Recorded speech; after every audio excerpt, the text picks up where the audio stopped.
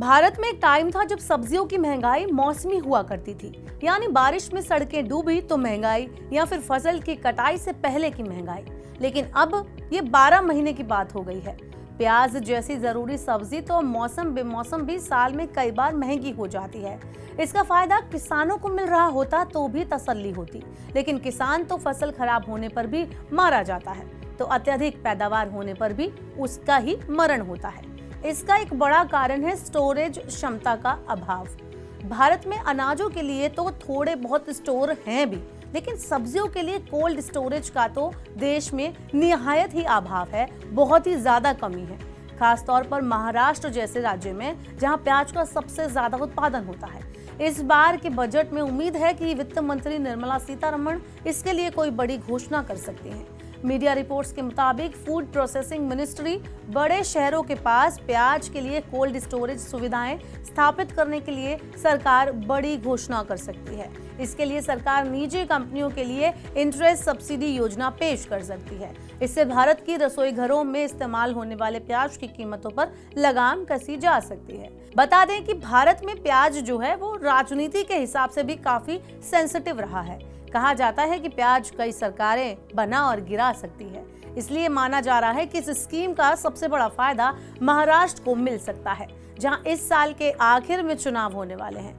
बता दें कि इसी साल प्याज की कीमतों को नियंत्रित करने के लिए सरकार ने प्याज निर्यात पर प्रतिबंध लगा दिया था, जिसके लिए सरकार को महाराष्ट्र के किसानों का गुस्सा भी झेलना पड़ा और आखिर में सरकार को लोकसभा चुनावों से पहले प्याज निर्यात से प्रतिबंध हटाना पड़ गया। आगे ऐसी समस्या ना आए, इसके लिए अब सरकार दीर्घकालिक उपाय करने की तैयारी में है। सरकार अब पब्लिक प्राइवेट पार्टनरशिप में प्याज के लिए कोल्ड स्टोरेज बनाने को प्रोत्साहित करना चाहती है। अब जान लेते हैं कि इससे होगा क्या। तो सरकार की प्याज को स्टोर करने की जो ये कोशिश है ना, उससे उसकी कीमतों में उतार चढ़ाव पर काबू पाया जाएगा। यानी कि जब कीमतें कम हो तो प्याज किसानों से खरीद लिया जाए और उन्हें शहर के बड़े बाजारों के पास स्टोर किया जाए, ताकि कीमतें बढ़ने पर उन्हें तुरंत मार्केट में उतारा जा सके। बता दें कि सरकार ने इसे लागू करने की पूरी तैयारी कर ली है। इसने दिल्ली, मुंबई, जयपुर, चेन्नई और बेंगलुरु सहित 50 ऐसे उपभोग केंद्रों की पहचान की है, जहां ये कोल्ड स्टोरेज स्थापित किए जाएंगे। इस योजना के लिए 3 मंत्रालय यानी उपभोक्ता मामले, खाद्य प्रसंस्करण और सहकारिता मंत्रालय मिलकर काम कर रहे हैं। प्याज के मौजूदा गणित की अगर हम बात करें तो इस टाइम आमतौर पर उत्पादन क्षेत्रों से मंडियों तक प्याज पहुंचने में लगभग 8 से 10 दिन लगते हैं। इस अवधि के दौरान कीमतें आसमान छूती हैं, जिससे इसे नियंत्रित करना मुश्किल हो जाता है। रबी फसल के प्याज की कटाई मार्च मई में होती है, वहीं खरीफ का प्याज अक्टूबर मार्च में काटा जाता है।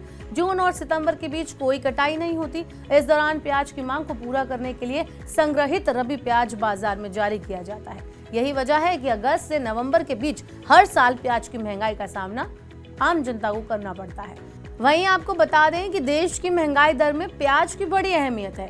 देश की कुल महंगाई दर में प्याज के 0.6% अंक है। वही खाद्य मुद्रास्फीति में 2% अंक और सब्जी की टोकरी में 10% अंक का भार है। प्याज की कीमतों में वृद्धि से खाद्य मुद्रास्फीति बढ़ सकती है, जिससे सरकार के लिए चिंता पैदा हो सकती है। तो प्याज की महंगाई पर आपका क्या कहना है? आपके यहाँ पर क्या है प्याज का रेट? हमें कमेंट बॉक्स में बताएं और ऐसे और वीडियोस के लिए देखते रहिए मनी 9 और सब्सक्राइब करना ना भूलें मनी 9 का यूट्यूब चैनल।